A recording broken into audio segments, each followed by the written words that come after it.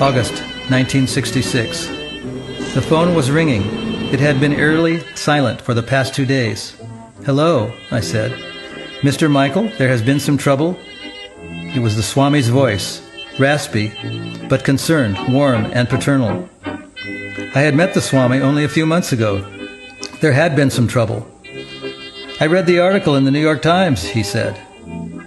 I cringed, thinking of the Swami reading the article. Quote, "Michael Grant, 24, was charged with offering narcotics to a minor."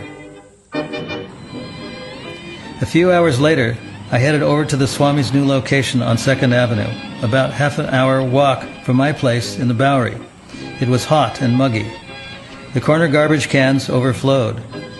As usual, the Bowery smelled like a mixture of urine and beer, an unmistakable odor that always hung in the summer air in that part of Manhattan. I love the Bowery. And it's really not the Bowery, you know. This is the broken boulevard, the boulevard of broken dreams. That's really what it is. Very cheap. It's very cheap living. Oh man, no place like it. Why do you like it? Because you can drink and the cops lock you up and hit you over the head and get out the same day. No time. You can always get a nickel from a bum, but you can't get a dime from nobody else. The body comes along with certain extent to people that's down depressed. Most of the people on the sidewalk were drunks, but there were a few delivery men and Chinese on their way from Chinatown to the other side of Canal Street. Drift the light fantastic on the sidewalks of New York. So you meet a guy, misery loves company.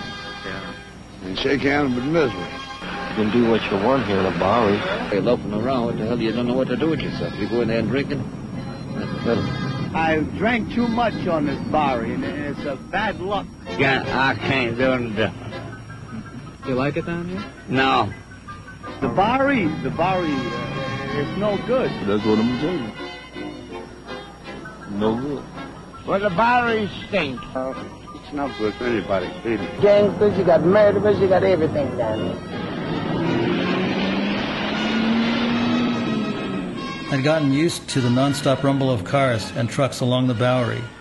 Only a few months ago, I ran into an associate on a crosstown bus, an African-American jazz drummer with whom I'd worked.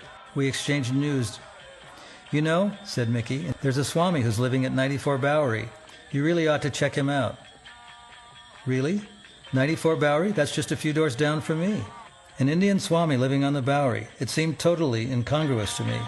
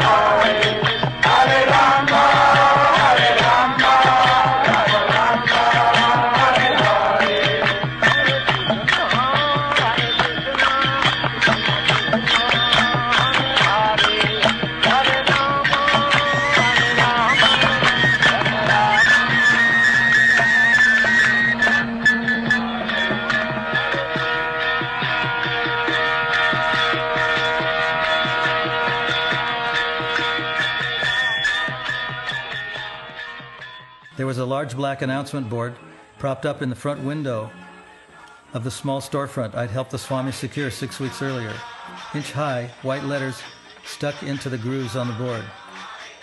Classes on Bhagavad Gita, Monday, Wednesday, and Friday, 7 p.m. Chant, Hare Krishna, Krishna Krishna, Hare Hare, Hare Rama, Rama Rama, Hare Hare, and your life will be sublime. Glancing inside the storefront as I passed, I saw that the bare place had been transformed into a tiny Indian temple. An expensive-looking oriental patterned rug stretched from the front of the room all the way to the back windows that looked out into a courtyard and were cloaked with heavy drapes. Decorations hung from the ceiling, including a large cymbal that I had once seen a guy named Howard playing. There was a low platform, covered in maroon velvet and hung with tassels, from which I'd seen the Swami lecture, and behind it an enormous circular painting of Lord Krishna and his consort Radha. The smell of incense and crushed rose petals drifted from the room. The tambura I had brought for the Swami some months ago sat in one corner. I started chanting in July. I was still taking LSD at the time, but he was against LSD. He says, that's not necessary. He said, your spiritual life is already here. He said, you don't need to take anything for your spiritual life. And I knew he was right. And he had that exalted state of consciousness. I sensed it. And I knew he didn't take anything. And I knew that I wanted this state of consciousness, and that he could teach it to me.